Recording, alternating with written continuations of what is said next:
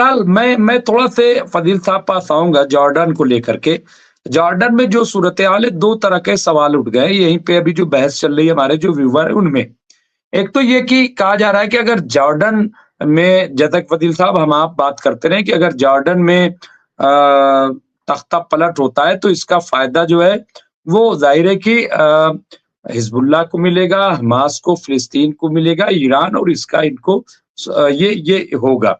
लेकिन कुछ लोग ये कह रहे हैं कि साहब ये तो इज़राइल ही का किया धरा होगा, क्योंकि इज़राइल चाहता है कि वहाँ तख्ता पलट हो, तो उसी बहाने हम जो है इंटर करें वहाँ पे। जैसे हमने सीरिया में इंटर किया और वहाँ पर भी हम हमले और ये वो सब करने के लिए वो कोशिश करें। तो क्या लग रहा है कि इतना आसान जॉर्डन पे अटैक करना होगा? और क्या क्या क्या फिर जो आप कह रहे थे फजील साहब कि वहाँ से पैदल लोग मार्च करते हुए, ये पूरी सेना ऐसे जाएगी और जॉर्डन से होते हुए इंटर कर जाएगी इज़राइल में। क्या वो मुमकिन है? फिर एक तस्वीर हालाँकि ये टॉपिक में हट के लेकिन कैप्टन साहब आज भी प्रोटेस्ट हुआ इज़राइल के अंदर बहुत बड़ा। अभी वीडियोज़ उसके आ रहे थे और वो यही कि गज़ा पे हमला बंद करो। और मुझे लग रहा है कि अब सीज़फायर करीब है, क्योंकि जब ऐसी खबरें हो जाती हैं तो और प्रोटेस्टर जो हैं, वो प्रोटेस्ट करते हैं ताकि उस पे फौरी तौर पर अमल हो। लेकिन फजील साहब मैं जॉर्डन के हवाले से बात कर रहा हूँ। फजील साहब। देखिए, जॉर्डन की बात जब से आई है, अमेरिका और इज़राइल में एक दहशत का माहौल तो बन ही गया है। एक डर सा तो लग ही रहा है इन लोग को। और देखिए, लड़ाई का एक तरीका होता है कि जब आप हवाई हमला तो कितना भी दूर से कर सकते हैं, लेकिन जब आप ज़मीनी जंग शुरू करते हैं किसी के साथ, तो सबसे बड़ी जगह होती है उसकी राजधानी, कि उसकी राजधानी पर कब्ज़ा किया जाए। क्योंकि अगर राजधानी पे कब्ज़ा हो गया, तो पूरी कंट्री पे कब्ज़ा माना जाता है। अब फ़िलिस्तीन और इज़राइल का जो क्लेश है, इज़राइल मान नहीं रहा।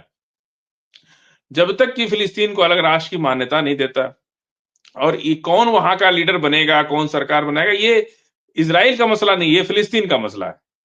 जो जीतेगा अवाम, चाहे जो भी लोग होंगे, वो अपना तय कर लेंगे। क्यों इज़राइल के कहने पर क्यों लीडर कोई तय करेगा? फिर तो वही बात हो जाएगी। तो जॉर्डन जो है, वो अमेरिका का ख़ास है और ईरान से बात भी की है उस दिन जब हमला हुआ, खामेनेई साहब से अगले ही दिन जॉर्डन ने बात भी किया। तो जब हमको तेल अवीव पे घुसना है, तो नज़दीक कहाँ से है? तो वो जॉर्डन से सबसे ज़्यादा नज़दीक है।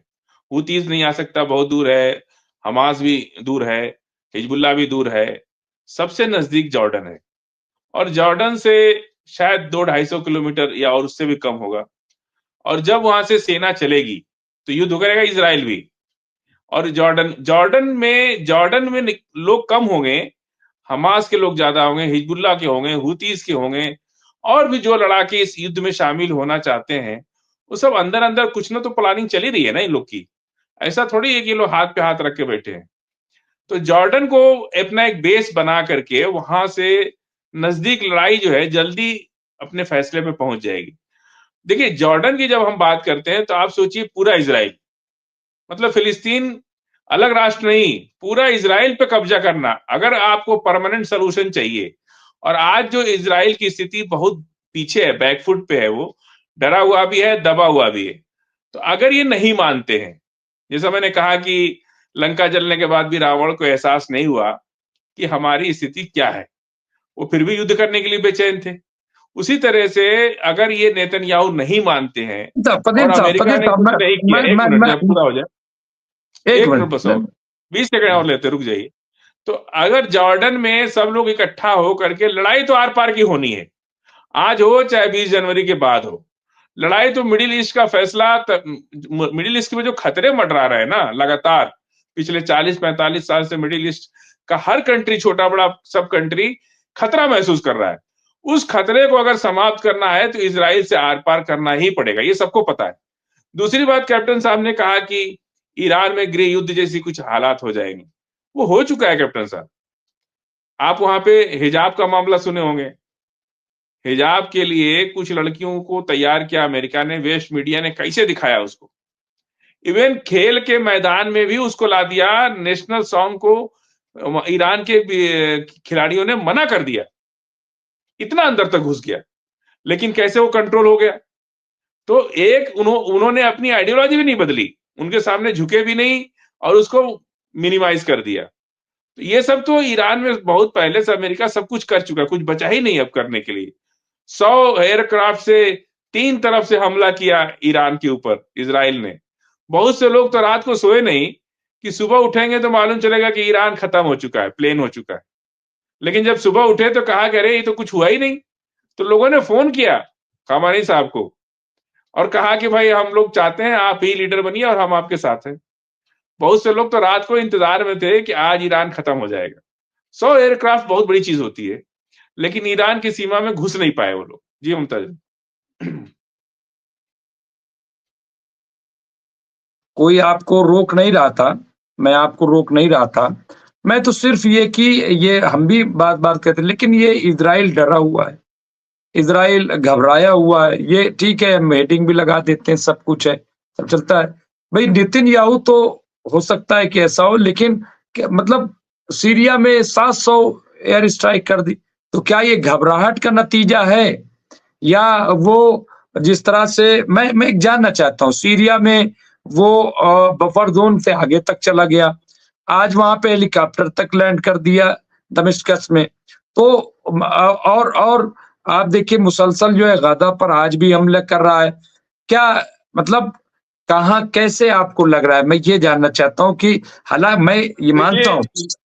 जी, लड़ाई के मैदान में मुमताज भाई आगे पीछे चलता रहता है।